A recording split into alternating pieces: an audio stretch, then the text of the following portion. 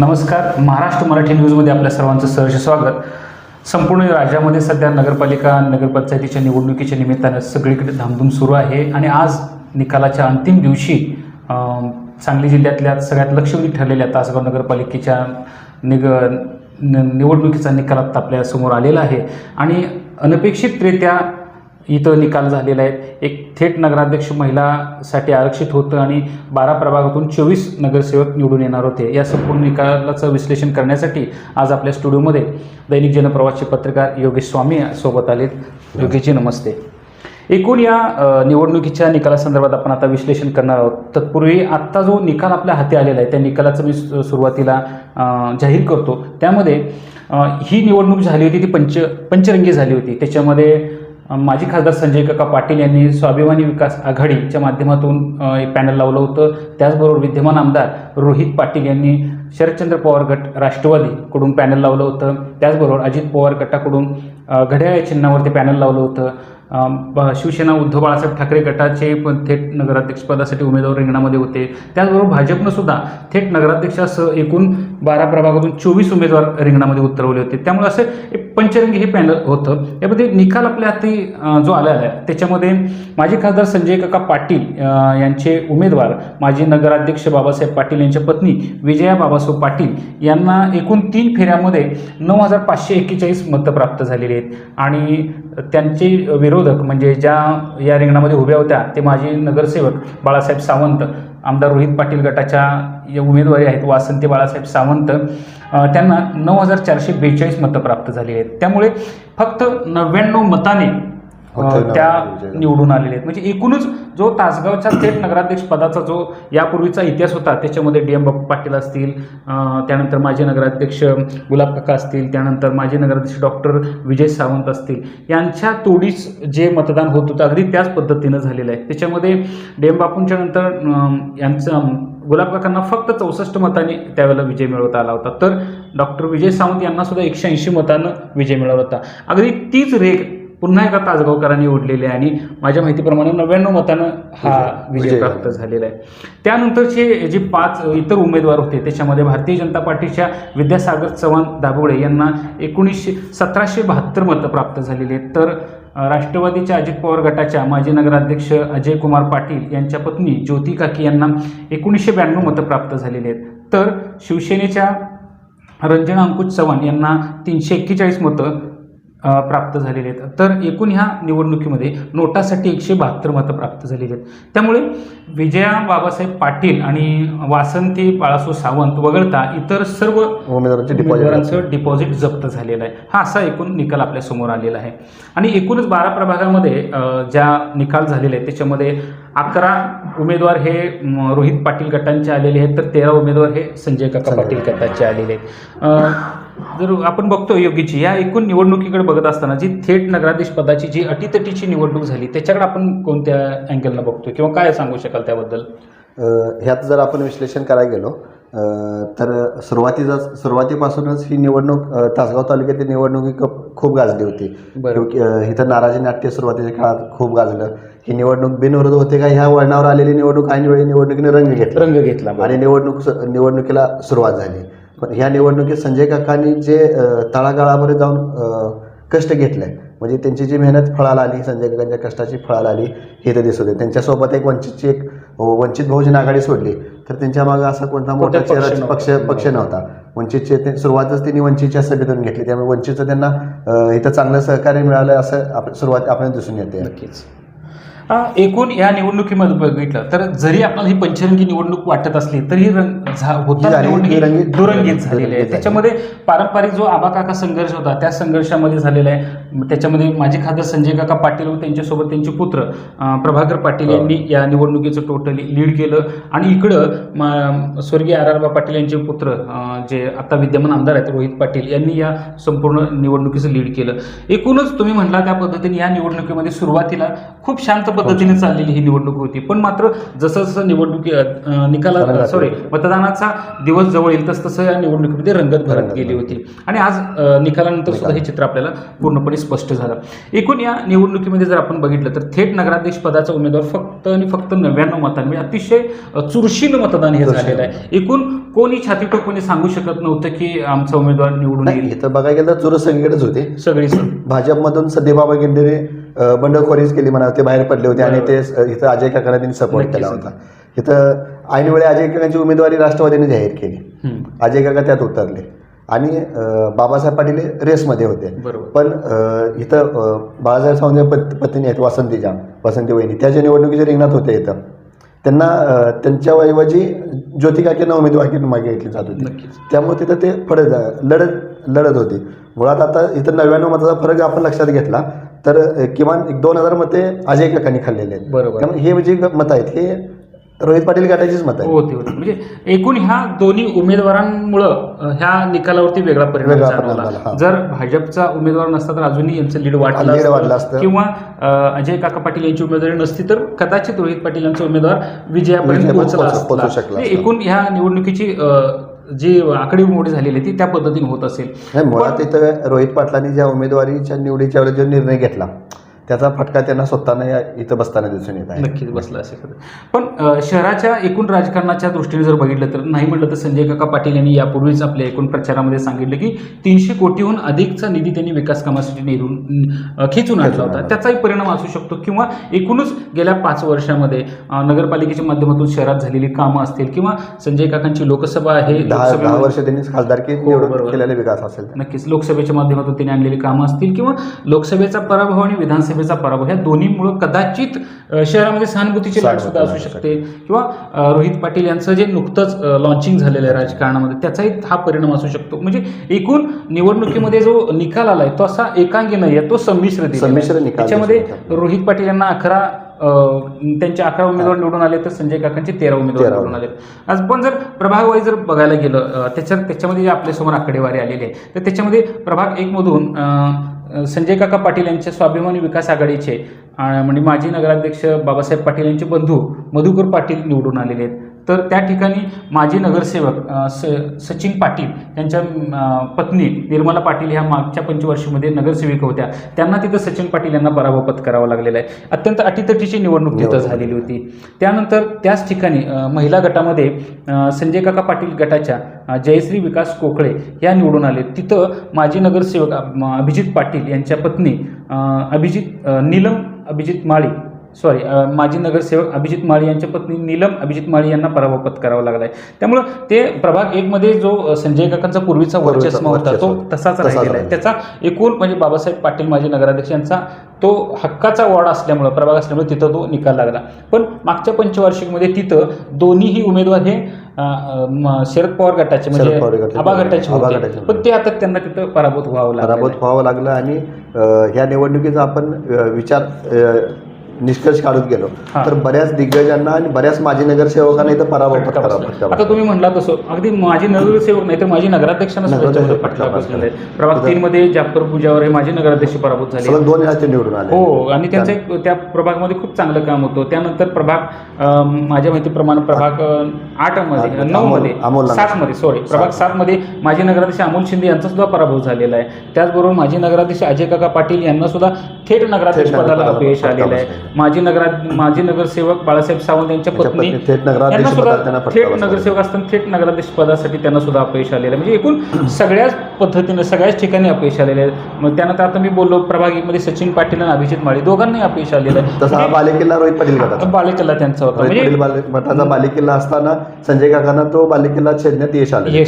एकूण काय केले शहरातल्या मतदारांनी खूप संमिश्र असा निकाल दिलेला आहे. अगदी त्याच पद्धतीने जर आपण बघायला गेलो तर प्रभाग 2 मध्ये तिथं दोन्ही हे प्रभाग 2 हे पूर्वीपासून संमिश्र होता. पण तिथं काय झालं की पुरुष गटातून माजी नगराध्यक्ष प्रकाश साळुंके यांचे चिरंजीव अरुण साळुंके हे तिथं निवडून आले. ते रोहितदादा पाटील गटातून त्यांनी यावं ते अगदी संजय काकांची यापूर्वीचे कार्यकर्ते होते. त्यांनी अचानक निवडणुकीच्या वेळेला रोहित पाटील गटात प्रवेश केला आणि तिथं उमेदवार घेऊन त्यांनी रिंगणात उतरले आणि ते तिथं निवडून आलेले आहेत. आणि महिलाच्या बाबतीमध्ये तिथं मात्र उलटं झालं की तिथं संजय पाटील गटाच्या रोहिणी विनोद धोत्रे ह्या निवडून आलेल्या आहेत. तिथं म्हणजे माजी नगरसेवक जे गणेश जावळे म्हणून होते, त्यांच्या मुलीला अभिलाषा गणेश जावळे यांना पराभव पत्करावा लागला. म्हणजे निकाल हे असे संमिश्र होत गेले. आपण ह्याच्यावर जर विचार केला तर ह्या वार्डाचे असे अनेक वार्ड आहेत की जिथं कटपुलीचं मतदान खूप प्रचंड प्रमाणात कटपुली झाले. आता याच वार्डाचा विचार केला तर एक सीट संजय काकांना मिळते आणि एक सीट इथं रोहित पाटील गटाला मिळते आणि प्रचंड प्रमाणात कटपुली झालं. म्हणजे थेटला लोकांनी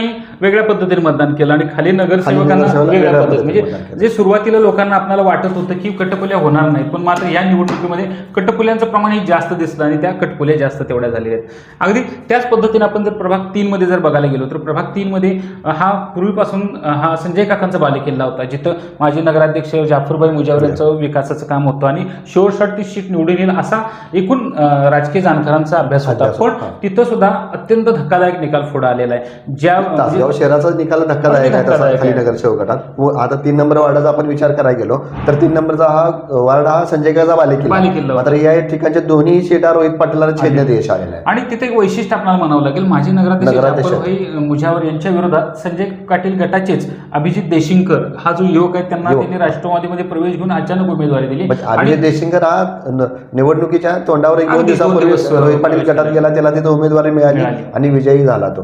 मुळात जाफर मुजावरांचा विचार करायला गेला तर निवडणुकीच्या आधीपासूनच त्यांच्याबद्दल त्या वार्डात प्रचंड प्रमाणात नाराजी होती, पण नेत्यांच्या त्यांच्यावर चांगला वर्धा असल्यामुळे त्यांना उमेदवारी मिळाली. हो, कदाचित तो निकाल उलटा लागेल अशी शक्यता होती. पण जाणकारांचं मत होतं की किती जरी झालं तर गेल्या 2-3 निवडणुकीचा अनुभव आहे त्यामुळे ही निवडणूक काढतील, पण तसं झालं नाही. अगदी नवख्या उमेदवारांच्याकडून त्यांना पराभव पत्करावा लागला. तिथं महिला वर्गामधून पूनम सचिन माळी ह्या ज्या राष्ट्रवादीच्या म्हणजे रोहित पाटील गटाच्या त्या निवडून आले. तिथं माजी नगरसेवक ज्या रोहिणी शिरतोड यापूर्वी होत्या त्यांना पराभव पत्करावा लागला. असं म्हणजे लोकांनी नवोदित उमेदवारांना चॉईस घेतलेला आहे किंवा नवोदित उमेदवारांना निवडून दिलं, पण माजी नगरसेवकांना किंवा माजी नगराध्यक्षांना पदाधिकाऱ्यांना लोकांनी डावललेला आहे. हा एकूणच आत्मपरीक्षणाचा विषय असू शकतो.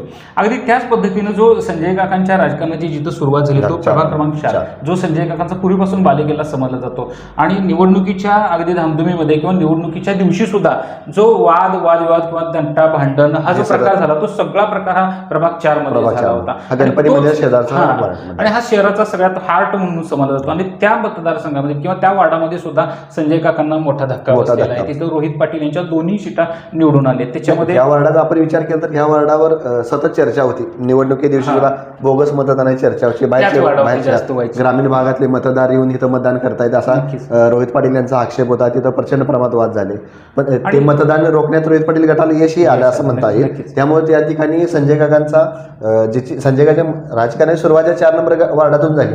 त्याच वार्डात रोहित पाटलांना दोन्ही उमेदवार विजय मिळवण्यात यश आले. आणि तिथं कसं झालं की मागच्या पंचवार्षिकला ज्यांनी उमेदवारी लढवली होती ते रामचंद्र माळी रोहित पाटील गटाचे होते, ते पुन्हा एकदा ते उभे राहिले.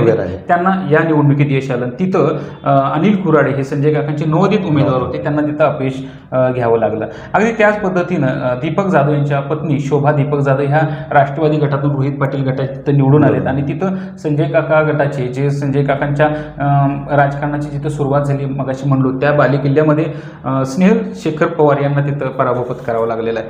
हा धक्कादायक निकाल प्रभाग क्रमांक 4 मध्ये आलेला आहे. अगदी 5 हा जो बालेकिल्ला आहे तो सुद्धा संजय काकांचा समजला जातो, कारण संजय काकांचा ज्या पार्टीचं लीड जे करतात पूर्वीपासूनचे अनिल गुंडाप्पा खोते, DM बापू पाटील यांच्या राजकारणात पासून ते राजकारणात सक्रिय आहेत. ते अनिल गुत्ते यांच्या उमेदवारी त्यांची निवड ही गृहीत धरली होती, पण तिथं मात्र अगदी कटपुल्या झाल्या आणि धक्कादायक निकाल पुढे आला. तिथं त्या निकालाचं जर विश्लेषण केलं तर अनिल गुत्ते संजय काकांचे जवळचे कार्यकर्ते त्यांनाही फक्त 31 मतांनी त्यांना तिथे विजय प्राप्त झाले. म्हणजे त्यांना आत्मपरीक्षण करावं लागणार आहे भविष्यात. तिथं माजी नगरसेवक MB पवार सर जे आराराबांच्या सक्रिय म्हणजे राजकारणात सक्रिय असायचे, सुरुवातीपासून त्यांचे सहकारी होते, पण त्यांना तिथं फक्त 31 मतानं पराभव स्वीकारावा लागलेला आहे. आणि तिथं मात्र त्या प्रभागामध्ये पुन्हा एकदा कटपुल्या झालेल्या आहेत आणि तिथं रोहित पाटील गटाच्या महिला वर्गातून ज्योती सचिन कोळी ह्या निवडून आलेल्या आहेत. सचिन कोळी या मागच्या पंचवार्षिकमध्ये अनिल गुंडाप्पा खोते यांच्या विरोधात त्यांनी उमेदवारी लढवली, तिथेही त्यांना पराभव पत्करावा लागला होता, पण या वेळेला त्यांनी त्यांच्या पत्नीला रिंगणात उभारल्यामुळे पुन्हा एकदा त्यांना तिथे यश आलेलं आहे. ह्या वार्डाचंही सर्वेक्षण आपण एका शब्दात करायचं झालं तर ह्या वार्डाची प्रचंड प्रमाणात कटपुली झाली. याचं कारण असं की माझे आमदार भाई गणपतराव कोळी यांच्या घरातला वारसदार म्हणून सचिन कोळींच्याकडे बघितले केलं जातं, म्हणूनच त्या प्रभागामध्ये त्यांना तिथं यश आलं असं आपल्याला म्हणावं लागेल. तिथं संजय काका पाटील गटाचे शुभांगी विशाल शिंदे यांना पराभव पत्करावा लागला आहे. अगदी त्याच पद्धतीने जर आपण प्रभाग 6चं विश्लेषण जर करायला गेलो तर प्रभाग 6मध्ये आश्चर्यकारकरित्या निकाल आला असं म्हणता येणार नाही, कारण का प्रभाग 6 पूर्वीपासूनच राष्ट्रवादी यांचा बालेकिल्ला आहे. पण तिथं नेमकं झालं काय होतं की जुन्या उमेदवारांना डावलून त्यांनी नव्या उमेदवारांना संधी दिली होती आणि दोन्ही नवे उमेदवार रोहित पाटील यांनी संजय काका पाटील गटातून आयात केली होती. म्हणजे त्यावेळेला अचानक तो निर्णय घेतला होता आणि तिथं हा जो प्रभाग 6 आहे तो माजी नगरसेवक बाळासाहेब सावंत यांचा बालेकिल्ला समजला जातो. त्यामुळे त्या प्रभागातून अनपेक्षितरित्या किंवा अपेक्षितच निकाल येईल असं होतं, पण तरी सुद्धा त्या ठिकाणी रोहित पाटील यांच्या उमेदवार महिला गटाचे जे आहेत, इथं जर आपण विचार करायला गेलं तर रोहित पाटलांच्या एक जमेची बाजू आहे ह्या निवडणुकीत. अजय काका गेल्यानंतर जे मतदान 4 ते 5 हजार मतदान अजय काका खातील असा एक अंदाज होता. तो रोहित पाटलांना आज खूप छेदता आला. म्हणजे बरेच त्यांचं मतदार फोडण्यात म्हणा किंवा त्यांचाच मतदार त्यांची नाराजी दूर करण्यात रोहित पाटलांना शेवटपर्यंत यश आलं. रोहित पाटलांचं 6, 7, 8, 9 ह्या वाडापासून पुढं मोठं काम करायचं. एकूणच काय शहराचं जर आपण विभाजन बघितलं तर प्रभाग 1 ते 6 किंवा 7 पर्यंत रोहित पाटील यांचा वर्चस्व दिसला आणि तिथून पुढे 8 ते 12 पर्यंत संजय काकांचा वर्चस्व दिसला. म्हणजे पहिल्या फेरीमध्ये अगदी अशी परिस्थिती होती की दोघांचं तुल्यबळ कट चाललं होतं. दुसऱ्या फेरीमध्ये पर्यंत सुद्धा तशीच परिस्थिती होती की रोहित पाटील यांच्या बऱ्याच उमेदवारांची लीड पुढे होती, ते निवडून येतात की काय अशा परिस्थिती होती आणि अगदी थेट उमेदवार सुरुवातीपासून सुरू होता. पण कदाचित तिसऱ्या फेरीमध्ये वेगळा काहीतरी निकाल लागला असं जाणकारी म्हणत की नगराध्यक्ष पदाचा उमेदवार संजय काकांचा निवडून येईल आणि जास्त सीटा नगरसेवक 14 नगरसेवक 15 रोहित पाटीलांची निवडून येतील, 10 काकांचे येतील. मात्र हा सगळा निकाल उल्लंघण्यात नेमका उलटा झाला आणि लोकांनी निकाल हा वेगळ्या पद्धतीनं दिला आणि 11च फक्त उमेदवार हे रोहित पाटील मतदारी कन्फ्युजन. मुळात घडलेला टक्का म्हणजे मतदानाच्या दिवशी झालेलं वादावादी भांडणं यामुळे काय झालं की एकूण निवडणुकीमध्ये मतदान हे खूप कमी प्रमाणात झालं आणि त्याचा परिणाम हा एकूण ह्या निकालावरती आपल्याला दिसतोय. प्रभाग 6 मध्ये राष्ट्रवादीच्या रोहित पाटील गटांना आपली सत्ता अबाधित ठेवण्याचं म्हणजे त्यांचं यश आलं. त्याच्यामध्ये राष्ट्रवादीच्या अमृता संपत माळी या महिला गटातून तिथं विजयी झालेले आहेत आणि तिथं संजय काका गटाच्या माया संतोष रसाळ यांना पराभव पत्करावा लागला. त्याच ठिकाणी पुरुष गटातून अहमद अजमुद्दीन मुजावर राष्ट्रवादी गटातून म्हणजे रोहित पाटील गटातून ते विजयी झालेत आणि तिथं संजय काका पाटील गटाचे सद्दाम युनुस मोमीन यांना पराभव पत्करावा लागला. प्रभाग 6चा हा असा निकाल झालेला आहे. अगदी त्याच पद्धतीनं प्रभाग क्रमांक 7 हा माजी नगराध्यक्ष अमोल शिंदे यांचा प्रभाग समजला जातो. त्यामुळे तिथं अमोल शिंदे यांची उमेदवारी ही निश्चित मानली जात होती, पण अत्यंत धक्कादायक निकाल त्यात तिथं आलेला आहे आणि संजय काका गटाचे युवा कार्यकर्ते प्रसाद भारत पैलवान यांना तिथं यश आलं आणि तिथं अमोल नाना शिंदे यांना अपयश आलेलं आहे. ज्यांनी आबांचं राजकारण सुरुवातीपासून अनुभवलं त्यांना या ठिकाणी खरं तर पराभव पत्करावा लागला. हे त्यांच्यासाठी एक आत्मचिंतनाचा विषय आहे की आपण भविष्यात म्हणजे नवीन उमेदवार तिथं शोधावा लागेल रोहित पाटील गटाला. पण त्याच ठिकाणी महिला वर्गामध्ये संजय काका गटाच्या अर्चना रमेश शिंदे ह्या सामान्य कुटुंबातून आले तर त्यांना सुद्धा काकांनी उमेदवारी दिली आणि अगदी तिथं आश्चर्यकारकरित्या त्यांना तिथं विजय प्राप्त झालेला आहे आणि तिथं प्रवीणा संजय लुगडे ह्या रोहित पाटील यांच्या उमेदवार होत्या, त्यांना सुद्धा तिथं पराभव पत्करावा लागलेला आहे. त्यानंतर प्रभाग क्रमांक 8 मध्ये सुद्धा वेगळ्या पद्धतीच्या कटपुल्या झाल्या, जिथं अपेक्षित असा निकाल होता पण तो सुद्धा अनपेक्षित झाला. अचानक तिथं जे उमेदवार होते संजय काका पाटील गटाचे ते त्यांनी पाठीमागे घेतले आणि तिथं माजी नगरसेवक संतोष बेले यांना संजय काकांनी उमेदवारी दिली अचानक आणि त्यांचा एक काठावरच विजय. आणि वाटत नव्हतं की ते सुद्धा म्हणजे ते अडचणीत आहे असं दिसत होतं, पण पहिल्या 2 फेरीमध्ये ते खूप अडचणीत होते, पण मात्र तिसऱ्या फेरीमध्ये त्यांना चांगलं यश आलं. अगदी मला वाटतं 13-14 मतात त्यांचा विजय झालेला आहे. तिथं संतोष बेले माजी नगरसेवक आहेत संजय काका गटाचे, ते आघाडी पलूस स्वाभिमानी विकास आघाडीतून विजयी झालेले आहेत. त्या ठिकाणी रोहित पाटील यांचे सुधीर रामचंद्र माळी यांना तिथं पराभव पत्करावा लागला. तर महिलामधून सुशीला संजय जाधव या रोहित पाटील गटाच्या विजयी झाले. तिथं संजय काकांची जी हक्काची सीट मानली जाते सीट आणि ज्यांचं शिवनेरीच्या माध्यमातून नेटवर्क आहे संदीप सावंत त्यांच्या पत्नींना या ठिकाणी पराभव पत्करावा लागला. त्यांच्या सामाजिक क्षेत्र राजकीय क्षेत्रातलं आपलं काम किती आहे आपण सांगू शकणार नाही, पण सामाजिक क्षेत्रातलं काम त्या कुटुंबाचं चांगलं आहे. हां, त्या प्रभाग 8 मध्ये उज्ज्वला संदीप सावंत यांना पराभव करावा लागला. राजकीय अनुभव कमी असल्यामुळे त्यांचा पराभव झाला. एकूण त्या प्रभागामधल्या लोकांच्या वेगळ्या पद्धतीच्या तिथं कटपुल्या झाल्या. तिथेही कटपुलीचा त्यांना फटका बसला नक्कीच.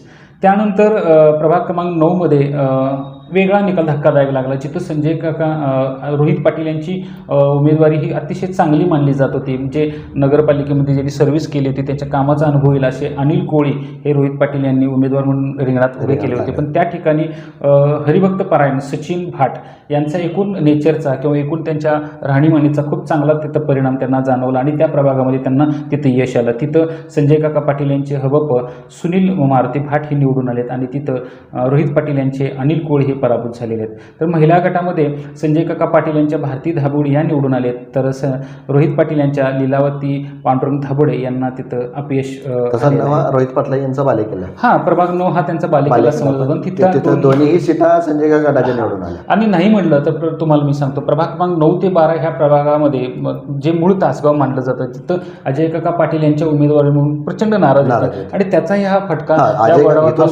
9, 10, 11, 12 मध्ये अजय काकाचा प्रभाव राहिला आणि त्याचा फटका तिथं बसला असेल असं वाटतं. पण एकूण जर आपण जर म्हटलं तर त्यांच्या उमेदवारीचा जरी फटका बसला असला तर अजय काका पाटील यांना प्रभाग 9 ते 12 मध्ये अपेक्षित अशी मतं मिळाली. एकूणच त्यांचं संपूर्ण शहरामध्ये राष्ट्रवादीच्या घड्यातीने हातामध्ये घेतलं. अजित पवार यांच्या गटातून त्यांनी उमेदवारी लावली आणि वाटत होते की ते खूप चांगल्या पद्धतीने मतदान घेतील किंवा ते विजयापर्यंत पोहोचतील अशी अपेक्षा होती. मग तसं कुठं चित्र दिसलं नाही. एकूणच संपूर्ण शहरामध्ये त्यांना 1992 मतं फक्त प्राप्त झाली आहेत आणि रोहित पाटलांनी तिथं खूप मोठं काम केलं, त्यामुळे हे मताधिक्य घटवण्यात त्यांना रोहित पाटलांना यश आलं. पण ह्या 2 उमेदवारांच्या वगळता इतर सर्वच उमेदवारांच्यावर डिपॉझिट जप्त होण्याची नामुष्की त्यांना आलेली आहे. ते त्यांना निश्चित आत्मपरीक्षण करण्यासारखं आहे. त्यानंतर प्रभाग 10 मध्ये जिथं रोहित पाटील यांचे जे कार्यकर्ते आहेत, जे खंडू कदम यांना म्हणलं जातं, त्यांची उमेदवारी निश्चित मांडली जात होती. तिथं संजय काका पाटील यांनी खूप चांगल्या चेहऱ्याच्या म्हणजे सतीश लिंबळे यांना उमेदवारी दिली होती. ती खूप अटीतटीची लढत तिथं झाली आणि तिथं सतीश लिंबळे यांना अगदी मला वाटतं 2 फेरीपर्यंत पिछाडीवरती होती पहिल्या 2 फेरीमध्ये. पण तिसऱ्या फेरीमध्ये त्यांनी करिश्मा दाखवला आणि तिसऱ्या फेरीमध्ये त्यांना तिथं यश चांगलं आणि ते तिथं विजयी झाले. सुद्धा आपण विचार केला तर दोन्ही सीटा संजय काका गटांच्या निवडून आल्या. या ठिकाणी रोहित पाटलांना बालेकिल्ला आणि तो धक्का बसला आणि प्रभाग 10 मधलंच जे लीड आहे तेच बाबासाहेब पाटील यांना जास्त झालं. एकूणच थेट नगराध्यक्ष पदाची जी चित्र होतं ते प्रभाग 10 मधूनच बदललेलं आहे. त्याचा हा फटका जरी बाबासाहेब पाटील 1 नंबर वार्ड क्रमांक राहत असेल त्यांचा प्रभाव 10 नंबर मध्ये कायम राहिलेला आहे. ह्या निवडणुकीमध्ये प्रभाग क्रमांक 6 आणि प्रभाग क्रमांक 10 मधलं जे मतदान आहे या मतावरतीच थेटचा नगराध्यक्ष निवडून आलेला आहे. कारण प्रभाग 6 मधून रोहित पाटील यांच्या उमेदवाराला थेटच्या उमेदवाराला मिळालेली उच्चांकी मतं आणि प्रभाग 10 मध्ये मिळालेली निच्चांकी मतं ह्या मध्येच ह्या थेट नगराध्यक्ष पदाची निवडणूक झालेली आहे. त्यानंतर महिला वर्गामध्ये तिथं संजय काका पाटील गटाचे कार्यकर्ते संजय लुगडे यांच्या पत्नी संध्या संजय लुगडे ह्या विजयी झालेले आहेत. तिथं रोहित पाटील यांच्या प्रतिभा प्रकाश लुगडे यांना तिथं पराभव पत्करावा लागलेला आहे. अगदी त्या हे लुगडे आबांच्या जवळचं, हा लुगडे जी फॅमिली आहे किंवा लुगडे गल्ली आहे ती पूर्वीपासून आबांच्या जवळची होती आणि एकूण शहराच्या राजकारणामध्ये ह्या लुगडे फॅमिलीचं किंवा लुगडे गल्लीचं खूप मोठं योगदान मानलं जात आहे. आबांच्या कायम पाठीशी राहिले, पण तिथं मात्र सुद्धा त्यांना अपयश पत्करावं लागलेलं आहे. प्रभाग 11 मध्ये मात्र वेगळ्या पद्धतीचा निकाल झाला. तिथं संमिश्र मतदान झालं आणि कटपुल्या झाल्या. जिथं आपण म्हणतो की बाबा असे काही प्रभाग असतात की जिथं कटपुल्या होणार नाही, थोडासा अशिक्षितपणा असतो, पण तसं जाणवलेलं नाही. लोकांनी जाणीवपूर्वक कटपुल्या केल्यात आणि अपेक्षित असेच निकाल तिथे दिलेले आहेत. त्याच्यामध्ये रोहित पाटील यांचे सचिन वसंत कांबळे हे तिथे निवडून आलेत आणि तिथं संजय काका गटाचे प्रथमेश अनिल देवकुळे यांना तिथं पराभव पत्करावा लागला. आणि महिला गटामध्ये अपेक्षेप्रमाणे माझे उपनगराध्यक्षा दीपाली दिग्विजय पाटील जे माजी नगरसेवक दिग्विजय पाटील भाई आहेत, DM बापूंचे नातू आहेत. दिग्विजय भाईंचं मागच्या निवडणूक 5 वर्ष मागच्या 5 वर्षाला तिथे नगरसेवक होते, त्यामुळे तो वार्डातला निकाल अपेक्षित होता. पण वरच्या निकालात पुरुष गटातला निकाला धक्कादायक. पण तिथं मात्र कटपुल्या ह्या अतिशय वेगळ्या पद्धतीने झाल्या आणि जास्तीत जास्त मतदान हे दिग्विजय पाटील यांच्या पत्नीला मिळालेलं आहे. तिथं जी रोहित पाटील यांनी उमेदवारी दिली होती सुनीता माणिक थोरात, त्यांना तिथं पराभव पत्करावा लागला. त्या शेकापमधून तिथं आपल्या निवडणूक रिंगणात उभ्या होत्या. आणि अगदी त्याच पद्धतीने 12चा सुद्धा निकाल हा वेगळ्या पद्धतीचा झाला. 12मध्ये सुद्धा कटपुल्या झाल्या आहेत. 12मध्ये महिला गटामध्ये रोहित पाटील यांच्या उषा बाबासाहेब कांबळे ह्या निवडून आलेले आहेत.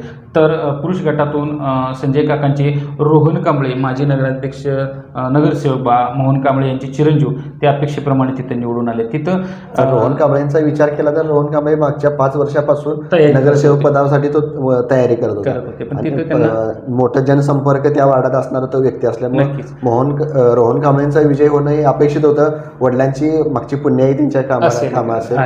आणि इथं मात्र रोहित पाटील यांना मोठा फटका बसला की तिथं काँग्रेसचे उमेदवार पोपट नारायण साळुंके हे त्यांनी त्यांच्या पॅनलमधून त्यांना उमेदवारी दिली होती. त्यांना तिथं अपयश पत्करावं लागलं. आणि संजय काका पाटील गटातून वंचित बहुजन आघाडीच्या ज्या उमेदवार होत्या भारती 12 नंबर हा काँग्रेसचा बालेकिल्ला होता. त्यांना भारती बाबासाहेब कांबळे ह्या वंचित बहुजन आघाडीच्या उमेदवार होत्या. त्यांना तिथं पराभव पत्करावा लागला. एकूणच ह्या संपूर्ण 12 प्रभागांचा जर आपण विचार केला, तासगाव शहराच्या ज्या नगरपालिकेच्या निवडणुकीचा जर आपण सारांशाने विचार केला तर सध्या संजय काकाचा गट हा रिचार्ज झालेला आहे. नक्कीच. आणि येणाऱ्या स्थानिक स्वराज्य संस्था आहेत, जिल्हा परिषद पंचायत समिती असतील, याच्यावर यांचे कार्यकर्ते प्रचंड सद्यस्थितीला ॲक्टिव्ह दिसत आहेत. आपण सोशल मीडिया जर आपण बघितला, ग्रामीण भागात तासगाव शहराच्या निकालामध्ये तर उत्सुकताही ग्रामीण भागाला प्रचंड लागली होती. त्यामुळे संजय काकाचा गट हा विना पक्ष आता सद्यस्थितीला रिचार्ज झालेला आहे. त्यामुळे भविष्यातील संजय काका हाच फॉर्म्युला विकास आडी घेऊनच जिल्हा परिषद पंचायत समितीला जातील अशी अपेक्षा असेल. पण एकूण ह्या निवडणुकीचा थोडासा शहराचा आपण अभ्यास केला तर जुन्या दिग्गजांना शहरातल्या सगळ्याच लोकांनी नाकारलेला आहे. त्याच्यामध्ये सगळ्या नवोदित चेहऱ्यांना जास्तीत जास्त संधी दिलेली आहे. त्याच्यामध्ये जुन्यापैकी फक्त म्हटलं तर अनिल कुत्ते वगळता इतर कुठल्या नगरसेवकांना फारसं असं यश आलेलं आहे. बाकीच्या सगळ्या नगरसेवकांना, माजी नगराध्यक्षांना, पदाधिकाऱ्यांना लोकांनी ह्या निवडणुकीत संजय काकांना उमेदवारांची नाराजी दूर करण्यात जितकं ज्या प्रमाणात यश आलं त्या प्रमाणात रोहित पाटलांना नाराजी दूर करण्यात अपयश आलं. त्याचा हा फटका आहे. त्याचा निवडणुकीच्या निकालाचा हा फटका आहे. म्हणजे माजी नगराध्यक्ष अजय पाटील, माजी नगराध्यक्ष बाबासाहेब पाटील, माजी नगराध्यक्ष जाफर मुजावर, त्यानंतर माजी नगराध्यक्ष दिनकर धाबुगडे यांची ती सून, ह्या सगळ्याच माजी नगराध्यक्षांना हा बसलेला फटका आहे. माजी नगरसेवक अभिजित माळे, माजी नगरसेवक बाळासाहेब सावंत, माजी नगरसेवक MB पवार सर, या असे बरं सचिन पाटील माजी नगरसेवक, ह्या बऱ्याच माजी नगरसेवकांना सुद्धा हा फटका. भाजपने मोठ्या प्रमाणात कॅम्पेनिंग केलं होतं. स्वतः पालकमंत्री चंद्रकांत दादांनी सभा घेतली होती. आमचे एवढे नगरसेवक निवडून येतील हे असं सर्व सांगितलं. संदीप बाबा गेड्डेंची स्वतःची एक तिने ऑडिओ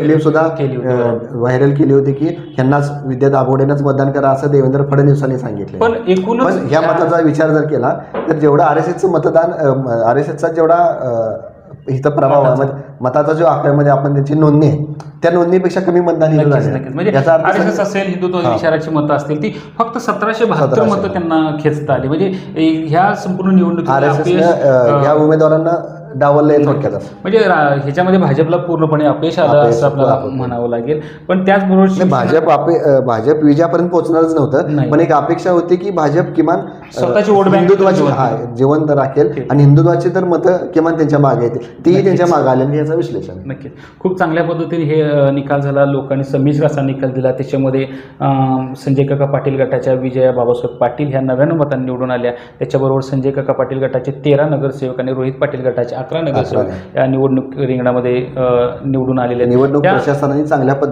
पद्धतीने केले की त्याच्यामध्ये चोख पोलीस बंदोबस्त, प्रशासनाचं उत्तम सखोल नियोजन, ह्या सगळ्या गोष्टीचा हा सारासार म्हणावं लागेल. येणाऱ्या काळामध्ये शहराच्या या दृष्टिकोनातून नेमका काय होईल आणि त्याचा परिणाम जिल्हा परिषद पंचायत समितीला कसा होईल ते आपण लवकरच बघू. योगेशजी, आपण आलात या निवडणुकीच्या विश्लेषणासंदर्भात, आपण आलात, आमच्यासोबत चर्चा केली, त्याबद्दल आपलं मनपूर्वक धन्यवाद. महाराष्ट्रातील प्रत्येक जिल्हा आणि तालुका अपडेट बातम्या पाहण्यासाठी महाराष्ट्र